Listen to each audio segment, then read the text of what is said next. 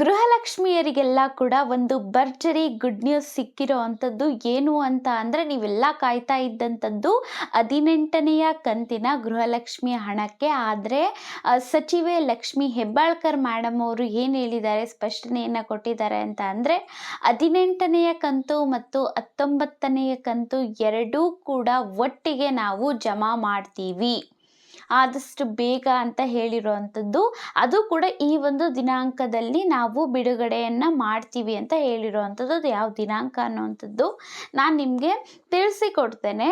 ಈಗಾಗಲೇ ಒಂದಷ್ಟು ಜನ ಕೇಳ್ತಾ ಇದ್ದಂಥದ್ದು ಏನು ಅಂತಂದರೆ, 17ನೇ ಕಂತಿನ ಹಣ ಬಂದಿದೆ ಅಂತ ಹೇಳ್ತಾರೆ, ಆದರೆ ನಮಗೆ ಇನ್ನೂ ಬಂದಿಲ್ಲ ಅಂತ. ಹೌದು ಸ್ನೇಹಿತರೆ, ಕಂಪ್ಲೀಟ್ ಆಗಿ 100% ಎಲ್ಲ ಮಹಿಳೆಯರಿಗೂ ಕೂಡ 17ನೆಯ ಕಂತಿನ ಹಣ ಅನ್ನುವಂಥದ್ದು ಜಮಾ ಆಗಿಲ್ಲ. 60% ಮಹಿಳೆಯರಿಗೆ 17ನೇ ಕಂತಿನ ಹಣ ಅನ್ನುವಂಥದ್ದು ಜಮಾ ಆಗಿದೆ. ಇನ್ನೂ 40% ಮಹಿಳೆಯರಿಗೆ ಜಮಾ ಆಗಿಲ್ಲ. ಆದರೆ ಮಾರ್ಚ್ 31ನೆಯ ತಾರೀಕಿನ ಒಳಗಡೆ 17ನೆಯ ಕಂತಿನ ಹಣ ಎಲ್ರಿಗೂ ಕೂಡ, ಇನ್ನು ಉಳಿದ 40% ಮಹಿಳೆಯರು ಏನಿದ್ದಾರೆ ಅಲ್ವಾ, ಅವರಿಗೆಲ್ಲ ನಾವು ಹಾಕ್ಬಿಡ್ತೀವಿ, ಜಮಾ ಮಾಡ್ತೀವಿ ಅಂತ ಹೇಳಿರೋ ಅಂಥದ್ದು. ಇವಾಗ ನಿಮಗೆ ಗೊತ್ತು, ಎಲ್ಲರೂ ಕೂಡ ವೆಯ್ಟ್ ಮಾಡ್ತಾ ಇದ್ದಂಥದ್ದು 18ನೇ ಕಂತಿನ ಹಣಕ್ಕೆ ಅಲ್ವಾ. ಆದರೆ 19ನೇ ಕಂತಿನ ಹಣ ಕೂಡ ಸೇರಿ 4,000 ರೂಪಾಯಿ ಜಮಾ ಆಗುತ್ತೆ. ಅದ್ರ ಬಗ್ಗೆ ನಾನು ನಿಮಗೆ ತಿಳಿಸ್ಕೊಡ್ತೇನೆ.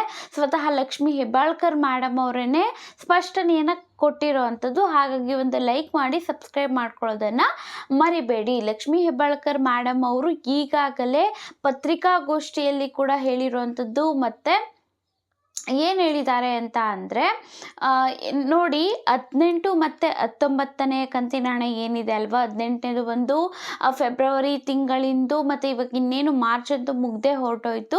ಮಾರ್ಚ್ ತಿಂಗಳದ್ದು ಕೂಡ ಕೊಡಬೇಕು ಅಲ್ವಾ. ಮಾರ್ಚ್ ತಿಂಗಳಲ್ಲಿ 16ನೇ ಕಂತಿನ ಹಣ ಕೂಡ ಜಮಾ ಆಯಿತು, 17ನೇ ಕಂತಿನ ಹಣ ಕೂಡ ಜಮಾ ಆಯಿತು.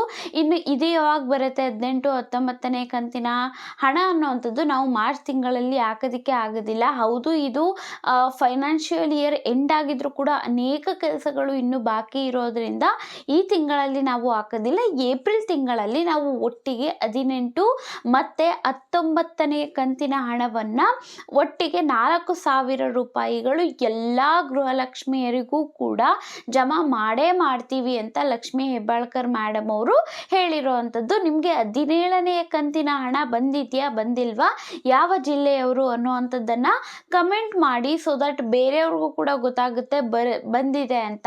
ನಾವು ಹೇಳೋವಂಥದ್ದು ಏನು ಅಂತಂದರೆ, ಕೊಟ್ಟಿದ್ದೀರಾ ಹೆಂಗೂ ಆದಷ್ಟು ಬೇಗ, ಇನ್ನು 40% ಮಹಿಳೆಯರಿಗೆ ಯಾರಿಗೆ ಕೊಟ್ಟಿಲ್ಲ ಅಲ್ವಾ, ಎಲ್ರಿಗೂ ಕೂಡ ಕೊಟ್ಬಿಡಿ. ಈಗಾಗಲೇ ಬಂದಿರೋ ಅಂಥವರು ಖುಷಿ ಪಡ್ತಿರ್ತಾರೆ, ಬಟ್ ಬರ್ದಲ್ಲೇ ಇರೋವಂಥವ್ರು ಇನ್ನೂ ಬಂದಿಲ್ಲ ಅಂತ ಟೆನ್ಷನ್ ಆಗ್ತಾರೆ. ಹಾಗಾಗಿ ಆದಷ್ಟು ಬೇಗ ಕೊಟ್ಟರೆ ಎಲ್ರಿಗೂ ಕೂಡ ಒಳ್ಳೆಯದು ಅಂತ ಹೇಳ್ತಾ ಈ ಒಂದು ವಿಡಿಯೋನ ಮುಗಿಸ್ತಾ ಇದ್ದೀನಿ. Thank you for watching.